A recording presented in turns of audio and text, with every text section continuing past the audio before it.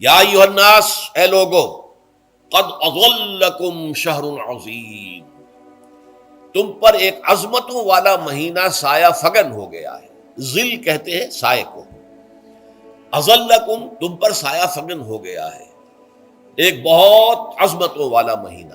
اب دیکھیے یہ وہی ہے بات جو انگریزی کے محاورے میں ہے کہ coming events cast their shadows before, آنے والے واقعات کا ایک سایہ سا پہلے سے پڑ جاتا ہے۔ تو ابھی مہینہ شروع نہیں ہوا رمضان مبارک کا، لیکن وہ آیا چاہتا ہے، تو گویا کہ اس کا ایک سایہ پہلے آ گیا ہے، جس کو حضور فرما رہے ہیں کہ تم پر سایہ کر لیا ہے ایک ایسے مہینے میں کہ جو بہت عظمتوں والا ہے۔ شہر مبارک، وہ مہینہ بہت برکتوں والا ہے۔ شہر فیہ لیلۃ خیر من الف شہر، یہ وہ مہینہ ہے کہ جس میں ایک رات وہ بھی ہے کہ جو 1000 مہینوں سے افضل ہے۔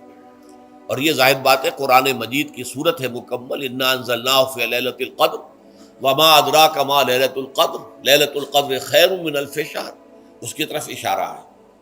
اب اس کے بعد جو جملہ ہے، جعل اللہ صیامہ فریضۃ، اللہ نے اس مہینے کا روزہ رکھنا فرض قرار دے دیا ہے۔ وقیام لیلہ، ایک تو قیام اللیل کے لفظ پر غور کیجیے، اور اس کی راتوں کے دوران کھڑے رہنے کو تطوعاً، آزاد مرضی پر چھوڑ دیا ہے۔ تو گویا کہ اس رمضان مبارک کے 2 پروگرام ہیں، ایک پروگرام دن سے متعلق ہے وہ ہے روزہ، اور ایک قیام رات سے متعلق ہے اور وہ ہے قیام اللیل۔ دن کا پروگرام فرض ہے، رات کا پروگرام فرض نہیں ہے، لیکن ایک طرح کی تشویق اور ترغیب، اس کے لیے جو ہے تحریص، یہ موجود ہے۔ ورنہ تو یہ ہے کہ ہر رات جو ہے اس میں تہجد آپ پڑھیں، رات کو کھڑے رہیں، وہ اللہ تعالیٰ کو بہت پسندیدہ ہے۔ تہجد حضور کے لیے تو فرض کے درجے میں رہی ہے، لیکن عام مسلمانوں پر فرض نہیں ہے۔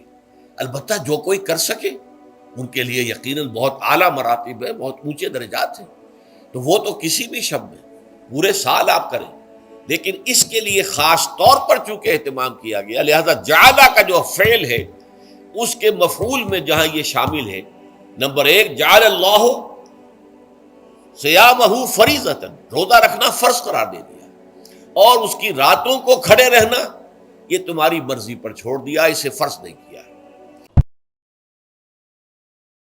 تو روزہ ڈھال ہے اور جہنم سے آزادی کا ایک اہم ذریعہ ہے۔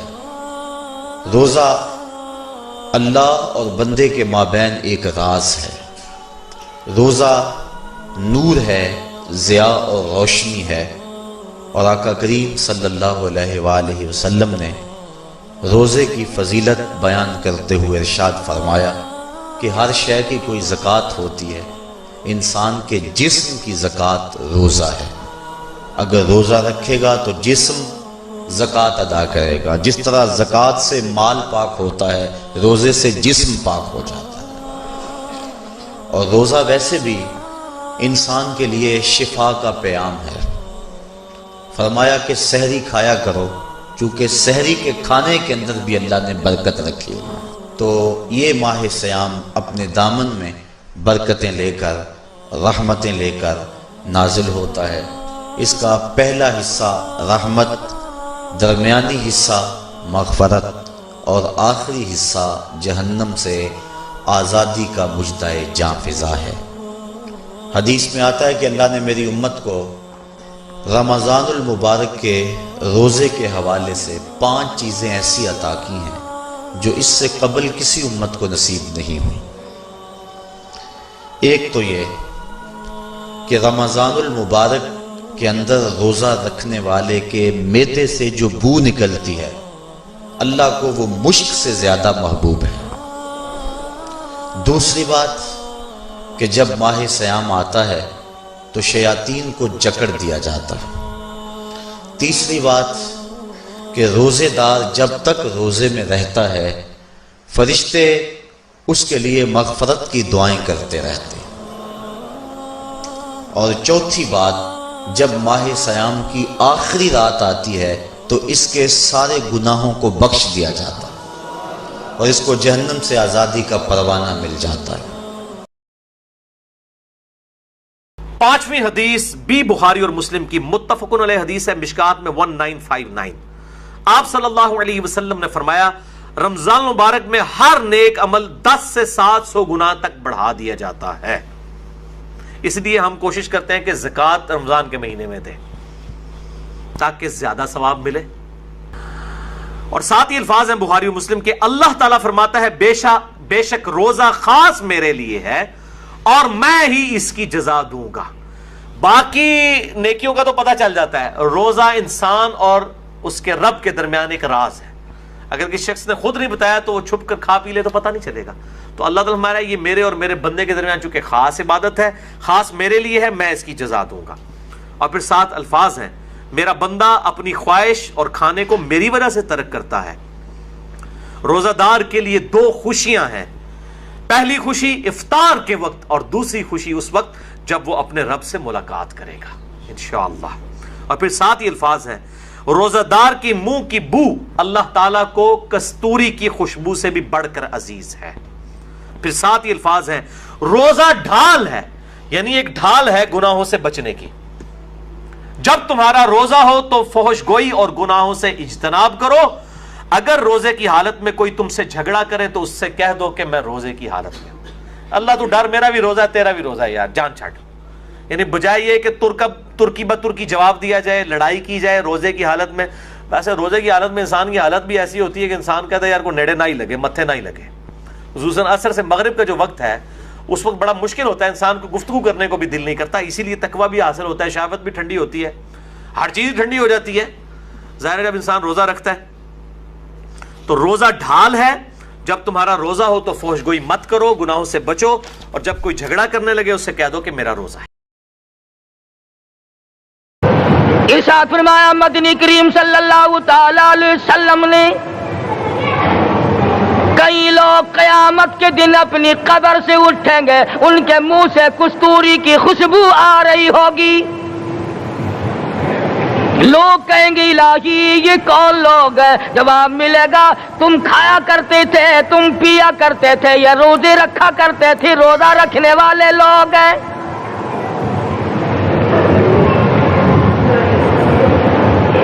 ملتان کے دوستو, اگر تمہاری یہ تمنا ہو کہ ہم قیامت کی پیاس سے بچ جائیں, 50,000 سال کی شدت والی پیاس سے بچ جائیں, قیامت کے دن والی گھبراہٹ سے بچ جائیں, قیامت کے خوفناک عذاب سے بچ جائیں, اگر 50,000 سال کی دھوپ سے بچنا چاہتے ہو, شدت سے بچنا چاہتے ہو, گرمی سے بچنا چاہتے ہو, پیاس سے بچنا چاہتے ہو, مسلم شریف کی روایت میں ہے ایک آدمی کی زبان اتنی باہر لٹک جائے گی اس پہ 18 آدمی کھڑے ہو سکے. ان تمام پیاسوں سے, گھبراہٹوں سے اگر بچنا چاہتے ہو, اتنی شدید گھبراہٹ آئے گی, اتنا سخت ماحول بن جائے گا. قرآن کریم کہتا ہے یا ایھا الناس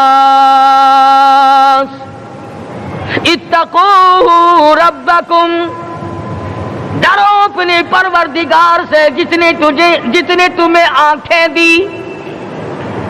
اتقوا ربکم, ڈرو اس پروردگار سے جس نے زبان دی. اتقوا ربکم, ڈرو اس پروردگار سے جس نے اولاد دی. اتقوا ربکم, ڈرو اس پروردگار سے جس نے کاروبار دیا. ڈرو اس پروردگار سے جس نے ہاتھ دیے, جس نے پیر دیے. فرمایا اتقوا ربکم ان زلزلۃ الساعۃ شیء عظیم. اتنا سخت گھبراہٹ ہوگا قیامت کے دن. نبی کریم صلی اللہ علیہ وسلم نے فرمایا اگر کوئی اس پیاس سے بچنا چاہتا ہے, اس گھبراہٹ سے بچنا چاہتا ہے, تو ایک ہی صورت ہے کہ وہ رمضان کے روزے رکھا کرے. جب آپ روزہ رکھو گے, بغیر کھائے سارا دن کام کرو گے, چند دن تو مصیبت ہوگی, لیکن پھر آپ کو اللہ کی قسم اسی لائف اسٹائل میں مزہ آنا شروع ہو جائے گا. یہ ہر وقت بکریوں کی طرح کھانا یہ انسانوں کا کام. اور یہ بھی یاد رکھو جو آدمی چائے پیتا ہے, سگریٹ پیتا ہے, اس کے لیے روزہ رکھنا بڑا مشکل کام ہے. اس لیے چائے سگریٹ چھوڑ دو. میں جب چائے پیتا تھا میرے لیے روزہ اتنا مشکل کام تھا کیونکہ صبح سحری میں چائے پی لی, اس کے بعد جب 10-11 بجتے تھے چائے کا دل چاہتا تھا, اب کام میں دل ہی لگ رہا. اب چائے چھوڑ دی تو الحمدللہ روزہ رکھنا آسان ہو, کیونکہ بھوک پیاس برداشت ہو جاتی ہے, کوئی مسئلہ نہیں ہے. اول تو یہ جو اب ٹھنڈے روزے شروع ہو رہے ہیں ان میں پیاس کا اتنا مسئلہ نہیں ہے. روزہ مسئلہ جب کرتا ہے جب پیاس لگے. اب ٹھنڈک کے روزے آ رہے ہیں, ان میں پیاس نہیں لگتی, بھوک تھوڑی لگتی ہے. بھوک تو برداشت کرنے کے فائدے ہی فائدے ہیں, صحت کو بھی بہت فائدہ, دماغ تیز ہو جاتا ہے. دیکھو یاد رکھو, اسلام نے کبھی کسی ایسی چیز کا حکم نہیں دیا جس کا صحت کو نقصان ہو. یہ ہو ہی نہیں سکتا, کیونکہ دین فطرت ہے نا. اللہ اس کے رسول صلی اللہ علیہ وسلم نے اہل ایمان کی عادت بتائی ہے کہ وہ روزے رکھتے ہیں. یہ جتنی باتیں میں اپنے لیے بھی کہہ رہا ہوں, کہ آپ سمجھیں کہ روزانہ حضرت جی روزے سے رہتے ہوں گے. میں بار بار کہتا ہوں کہ مجھے کوئی بہت نیک سمجھنے کی چندہ ضرورت نہیں ہے. میں جتنی باتیں کہتا ہوں نا یہ اس لیے تاکہ مجھے بھی اللہ توفیق دے دے کہ کیا یار صبح شام ہر وقت کھاتے رہتے ہو جگال. میں بھی ایسے ہی کرتا ہوں.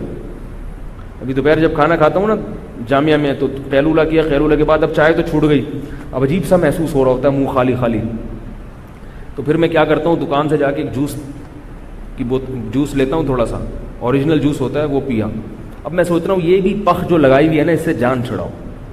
کیا ہے منہ خالی خالی ہے تو کیا ہوا, مسواک کرو, برش کرو, وضو کرو, نہاؤ دھو, تمیز سے جا کے اپنا مطالعے میں تکرار میں جو بھی کام میں لگ جاؤ. یہ کیا ہم لوگوں نے مسلط کی ہوئی ہیں یہ چیزیں, کھائے جا رہے ہیں. تو میں اتنا زور اس لیے کر رہا ہوں تاکہ اللہ مجھے بھی توفیق دے, اپنے آپ کو بھی ملامت کر رہا ہوں میں کیا بکریوں کی طرح ہر وقت کھاتے رہتے ہو. ویسے اتنا کھاتا نہیں ہوں الحمدللہ میں, لیکن پھر بھی جتنا کھا رہا ہوں نا وہ نہیں کھانا چاہیے اتنا انسان کو.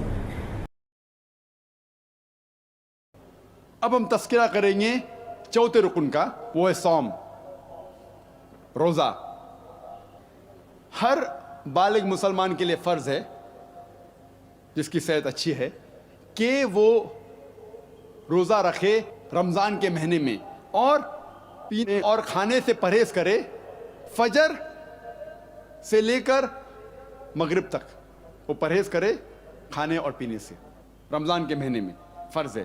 اور اللہ تعالیٰ فرماتے سورہ بقرہ میں سورہ نمبر 2 آیت نمبر 183 میں 183, روزہ ہم نے آپ کے اوپر فرض قرار کیا ہے جیسے پہلے لوگوں پر فرض قرار کیا تھا تاکہ آپ پرہیزگار بنو. اللہ تعالیٰ فرماتے ہیں کہ روزہ فرض قرار کیا گیا تاکہ آپ پرہیزگار بنو.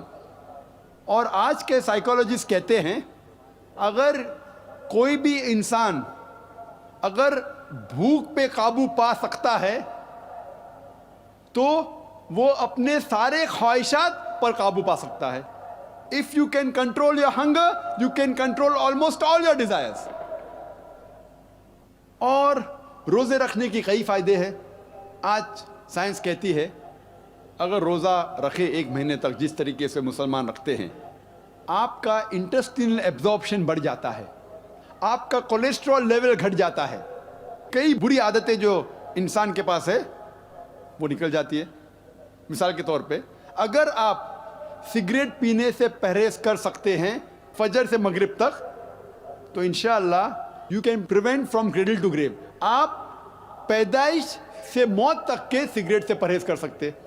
اگر آپ شراب پینے سے پرہیز کر سکتے فجر سے مغرب تک تو انشاءاللہ آپ پیدائش سے موت تک شراب سے پرہیز کر سکتے. یہ ایک موقع ہے غلط عادتوں سے چھٹکارا پانے کا, اور کئی فائدے اس کے میں تقریر کیا ہوں اس کے اوپر. لیکن روزے کے بارے میں ذکر بائبل میں بھی آتا ہے. گاسپل آف میتھیو میں چیپٹر نمبر 17 ورس نمبر 21 میں, اور gospel of Mark chapter number 9 verse number 29 میں کہ روزہ رکھو. آپ صلی اللہ علیہ وآلہ وسلم نے فرمایا روزہ انسان کو جہنم سے آزاد کرنے کا ذریعہ ہے. جیسا کہ سیدنا ابو سعید خدری رضی اللہ تعالی عنہ سے روایت ہے, ما من عبد يصوم يوما الا بعد الله بذلك اليوم وجهه عن النار 70 خریفا. جو شخص اللہ کی راہ میں ایک روزہ رکھ لیتا ہے, مالک الملک قیامت کے دن اس کو جہنم سے 70 سال کی مسافت دور فرما دیں گے. اور دوسری روایت میں آتا ہے جیسا کہ ابو امامہ الباہلی رضی اللہ تعالی عنہ روایت کرتے ہیں، آپ صلی اللہ علیہ وسلم نے فرمایا، من صام یوما فی سبیل اللہ جعل اللہ بینہ وبین النار خندقا کما بین السماء والارض، جو ایک دن کا روزہ رکھتا ہے مالک الملک اس کے اور جہنم کے درمیان ایک خندق بنائیں گے